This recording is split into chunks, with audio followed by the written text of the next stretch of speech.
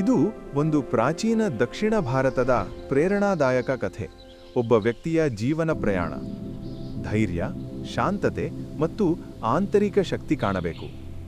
ಚೋಳ ಸಾಮ್ರಾಜ್ಯದ ಕಾಲದ ಒಂದು ಹಳ್ಳಿ. ಮಗನೇ, ಕನಸು ಕಾಣುವುದು ಸುಲಭ, ಸಾಧಿಸುವುದು ಕಷ್ಟ. ಅಮ್ಮ, ಕಷ್ಟವೇ ನನ್ನ ಗುರು. ಯಶಸ್ವಿಯಾಗಿ ಬಾ ಮಗನೇ. ಹೌದಮ್ಮ. ನಿಜವಾದ ಜ್ಞಾನ ಪುಸ್ತಕದಲ್ಲಿಲ್ಲ, ಇನ್ನೆಲ್ಲಿದೆ ಗುರುಗಳೇ? ಅದು ನಿನ್ನೊಳಗಿದೆ. ಆದಿತ್ಯ, ನಿನ್ನ ಧೈರ್ಯವನ್ನು ಪರೀಕ್ಷಿಸಲು ಒಂದು ಕಾರ್ಯ. ಪರ್ವತದ ಮೇಲೆ ಇರುವ ದೀಪವನ್ನು ಮಳೆಗಾಲದಲ್ಲೂ ಬೆಳಗಿಸಬೇಕು. ಅವನು ಸೋಲ್ತಾನೆ.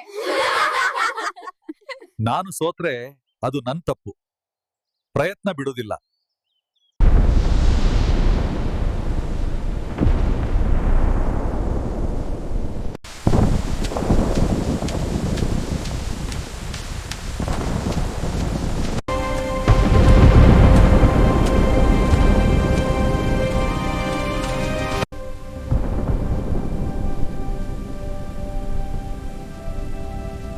ಪ್ರತಿ ಮಳೆಬಿಂದು ನನಗೆ ತಡೆಯಲ್ಲ, ಅದು ಶುದ್ಧೀಕರಣ.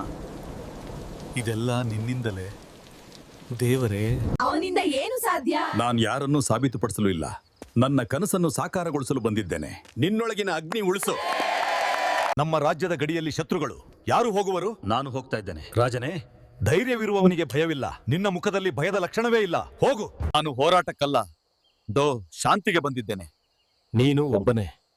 ಸತ್ಯವಿರುವವನಿಗೆ ಒಬ್ಬನೇ ಸಾಕು. ನಮ್ಮ ರಾಜ ತುಂಬಾ ಒಳ್ಳೆಯವನು, ಸೇವಾಶೀಲನು ಮತ್ತು ಭಕ್ತಿಯುಳ್ಳವನು. ಯುದ್ಧ ಏಕೆ? ದಯವಿಟ್ಟು ಶಾಂತಿ ಮಾಡಿ.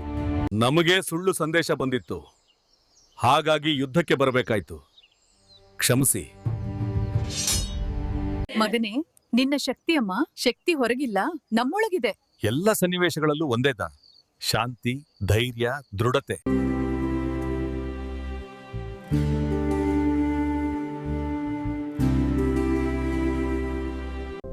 ಕಷ್ಟಗಳು ನಮ್ಮನ್ನು ಬಲಪಡಿಸಲು ಬರುತ್ತವೆ.